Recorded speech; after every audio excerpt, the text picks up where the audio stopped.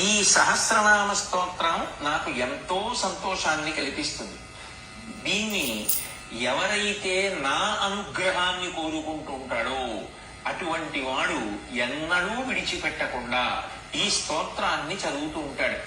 శ్రీచక్రాన్ని అర్చించగలిగినా అర్చించలేకపోయినా, పంచదశి మహామంత్రాన్ని ఉపదేశం పొంది జపించలేకపోయినా, కేవలం ఈ శ్రీలలితా సహస్రనామ స్తోత్రాన్ని చక్రాన్ని అర్చించగలిగినా అర్చించలేకపోయినా, పంచదశి మహామంత్రాన్ని ఉపదేశం పొంది జపించలేకపోయినా, కేవలం ఈ శ్రీలలితా సహస్రనామ స్తోత్రాన్ని ప్రతిరోజు బాగా చదువుకోవడం అలవాటైతే వారికి విశేషమైనటువంటి అనుగ్రహము నా నుండి ప్రసరిస్తుంది అని ఆ తల్లి ఆ రోజున వసిన్యాది దేవతలను అనుగ్రహించింది.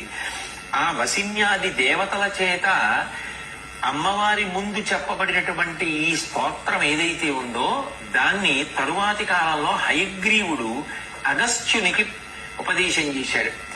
అగస్త్యునికి ఉపదేశం చేయబడినటువంటి ఈ లలితా సహస్రనామ స్తోత్రం. అందరికీ నమస్కారం.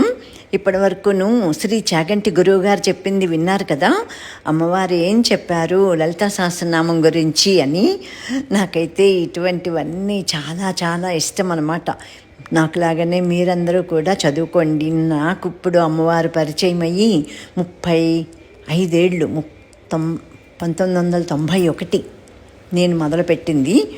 ఆ తర్వాత అమ్మవారు నా చేత 1993లో అంటే నేను నేర్చుకున్న తర్వాత 2 ఏళ్లకి డాక్టర్ ఏసరావు నగర్, హైదరాబాదు డాక్టర్ ఏసరావు నగర్ ఆంజనేయ స్వామి గుళ్ళో నాకు ధైర్యాన్ని ఎలా ఇచ్చిందో ఇప్పటికీ నాకు ఆశ్చర్యమేను.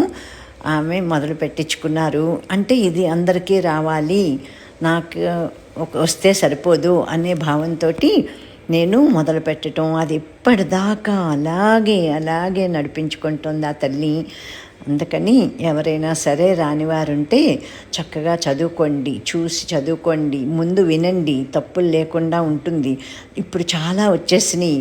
పూర్వం ఎప్పుడో నా టైంలో అయితే ఏమీ లేవు, ఆ ప్రింటింగ్ బుక్ కొనుక్కోవటమే. కాబట్టి అందరూ చదువుకొని అమ్మవారి కృపకి పాత్రలు కండమ్మా.